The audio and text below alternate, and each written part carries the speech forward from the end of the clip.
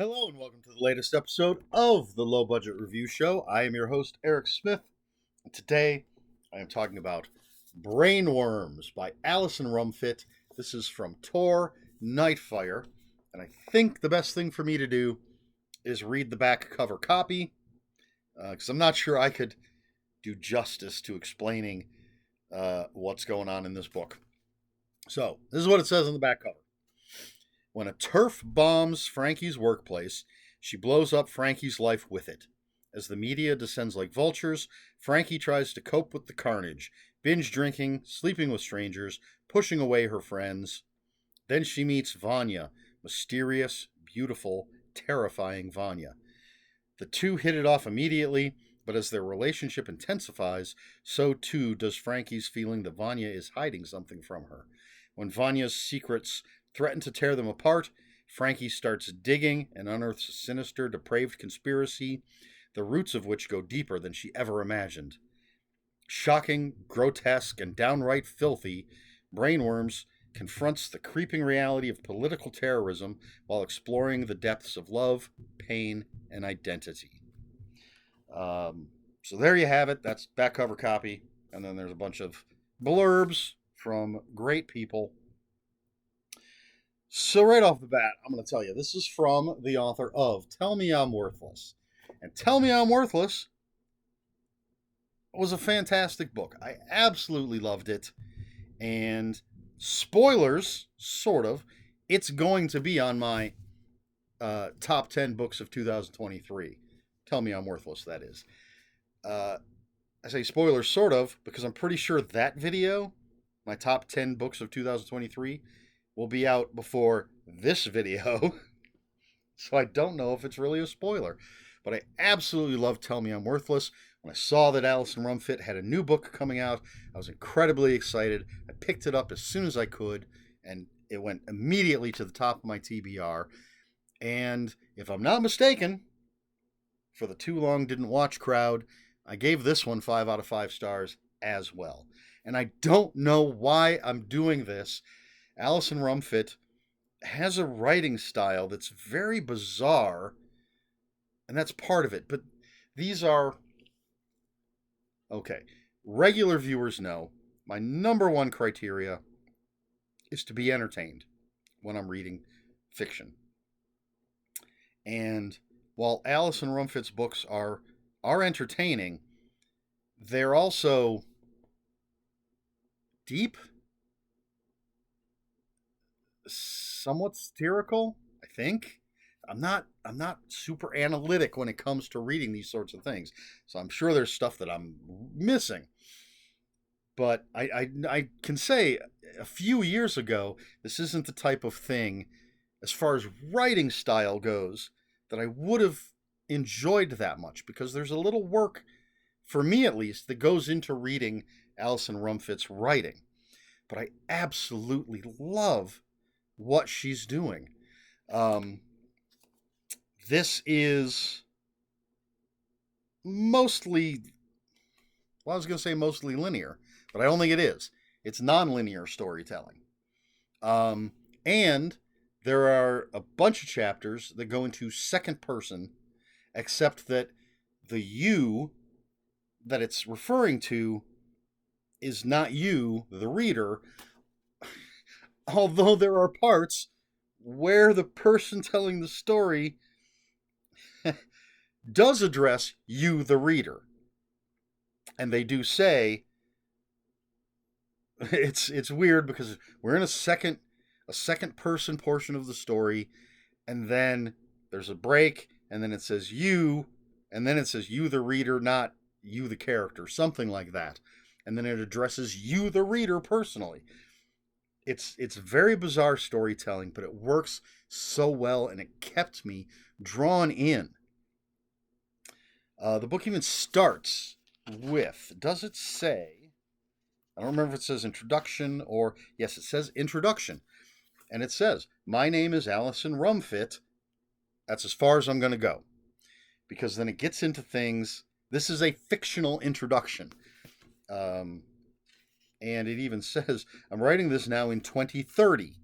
So we know that this is fictional.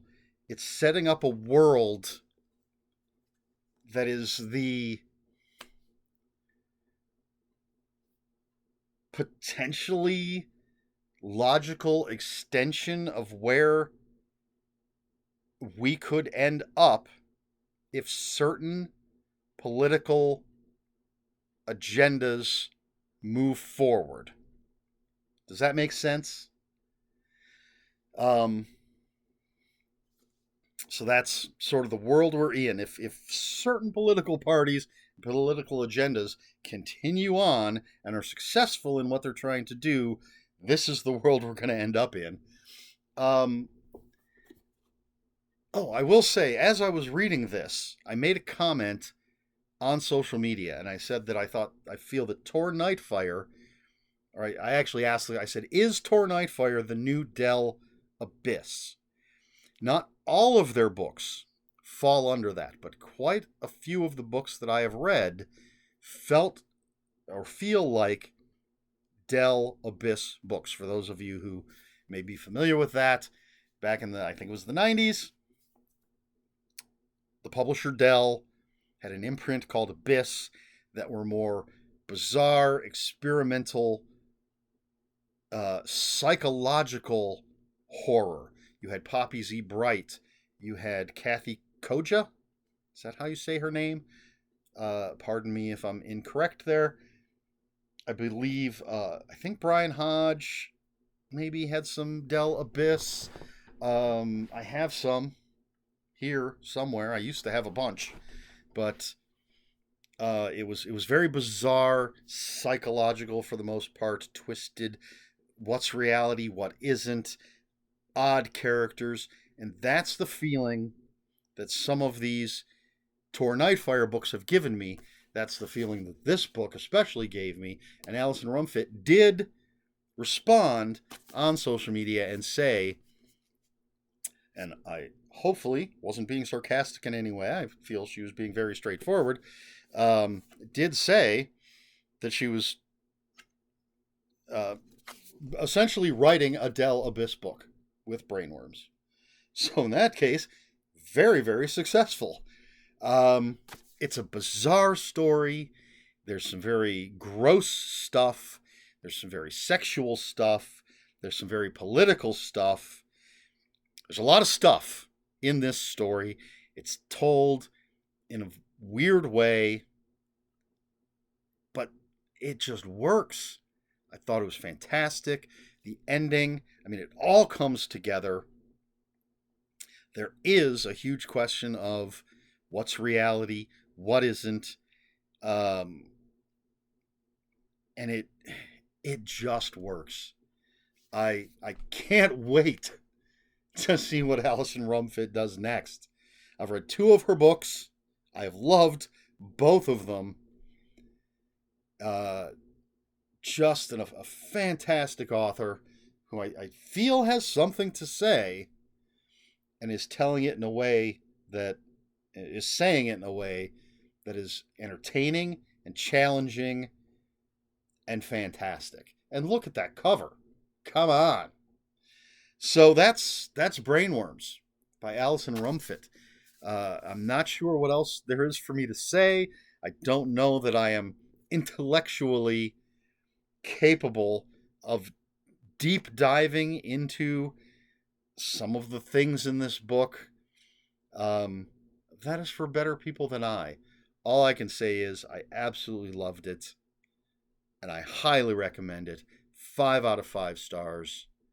I have not looked over my list of everything that I've read in 2023 yet, but it is entirely possible that both Tell Me I'm Worthless and Brainwyrms will be on my top 10 list.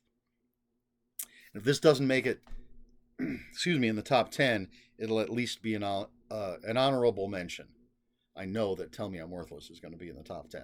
But there you go. I don't know what else to say about it. 5 out of 5. My question for this video is, do you remember the Dell Abyss line? Were you a fan of the Dell Abyss line? And if so, what was your favorite Dell Abyss book? I enjoyed it. It was definitely not pulpy. I like a lot of pulpy horror. This, as I said, was more intellectual, more psychological. Um, I don't know that I can say what my favorite was because unfortunately I don't remember a lot of it. I do think some of it has been republished, new editions. I don't know who's republishing them, what publisher, or if they're self-published now because the rights have reverted. I don't know any of that, but I feel like the Cipher is a Kathy Koja one. I think. I could be completely wrong about that, but I feel like that was a Dell Abyss, and I believe there's a new edition available. I just today, as of this recording, picked up Lost Souls by Poppy Z. Bright at Half Price Books. I read it back when it came out. I really enjoy Poppy Z. Bright's stuff. So I could just say that Lost Souls or Drawing Blood, I think, was her other one. I could just say that those are my favorites. But I can't honestly say that because I don't recall all of the Dell Abyss books that I read. It is one of the first times that I was consciously looking for and buying books from a specific publisher and a specific imprint. For me, it was always authors or subjects, finding new authors. But when I became aware that it's Dell, it's the Abyss imprint, that's what I was looking for. What about you? Do you remember it? Did you like it? Did you not like it? Do you have a favorite? Let me know in the comments below. If you have any comments, questions, or corrections, please put those in the comments below. Comments are open for spoilers. Just post a spoiler warning. We try to be polite here at the Low Budget Review Show. If you care to follow me on other social media, I'm still on Twitter, and it's at Ronan5757. On Instagram, where I post pictures of books, comic books, board games, fuzzy animals, it's Eric Smith 5757. That's Eric with a K, ERIKSMITH 5757. And if you're on Blue Sky, I am at EL Smith. That's all I have for you. This has been the Low Budget Review Show. I have been Eric Smith, and until next time, read more books.